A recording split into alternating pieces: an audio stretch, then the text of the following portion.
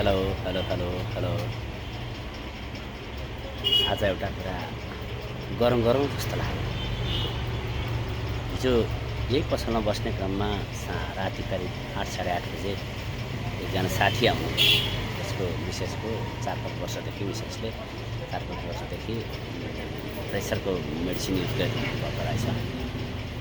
उहाँलाई उहाँको श्रीमानले के भन्नुभयो भने होल बडी चेकअप गर्नुपर्छ, यसले 4 वर्ष जति भयो प्रेसरको औषधि खाएको भन्नुभएको रहेछ। अब होल बडी चेकअप भन्ने चलन त छ, चलन चल्तीमा त छ, तर त्यो होल बडी चेकअप गर्दा के र कस्ता कस्ता प्रक्रियाहरू अपनाइन्छ, कस्तोलाई चाहिँ होल बडी चेकअप भनिन्छ भन्ने कुरोको ज्ञानै बेगर होल बडी चेकअप भन्ने चलन छ। र कस्तो प्रक्रियालाई होल बडी चेकअप भन्ने, के टेस्टहरू गर्दा होल बडी चेकअपमा पर्छन्, प्रेसर लामो समयदेखि प्रेसरको औषधि खाएर कुनै पनि टेस्ट नगरेका मान्छेलाई कस्तो टेस्ट गर्दाखेरि त्यसबाट हुनसक्ने खतरालाई अथवा त्यसबाट हुनसक्ने समस्यालाई थाहा हुन्छ भन्ने कुरा चाहिँ हुन्छ। अब होल बडीकै नाममा चाहिँ अहिले एक खालको फेसन चलेको छ। होल बडी चेकअपमा तपाईँ कतिको होल बडी चेकअप गर्ने, कस्तो होल बडी चेकअप गर्ने, हाम्रोमा यति पर्छ, फलानामा यति पर्छ, फलानाको महँगो छ, हाम्रो सस्तो छ, यस्तो भन्ने चलन छ। तर होल बडी चेकअपलाई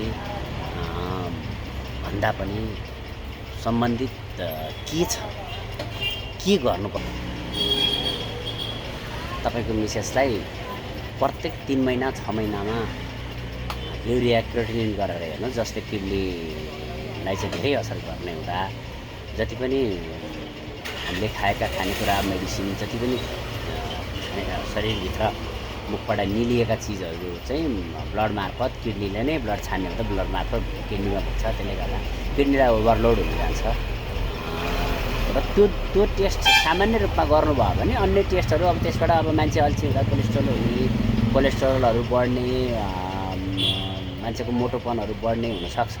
त्यो त एक्सर्साइज गर्दाखेरि प्रेसरलाई पनि फाइदा भयो, प्लस तपाईँले सामान्य टेस्टबाट, सामान्य ब्लडबाट, सामान्य समयमा, जस्तोसुकै समयमा, जुनसुकै समयमा पनि ब्लड टेस्ट गर्दा देखिने भनेको र खतरा हुने भनेको चाहिँ किडनीलाई नै हो र युरिया क्रिएटिनिन गर्नु भनेर सुझाए।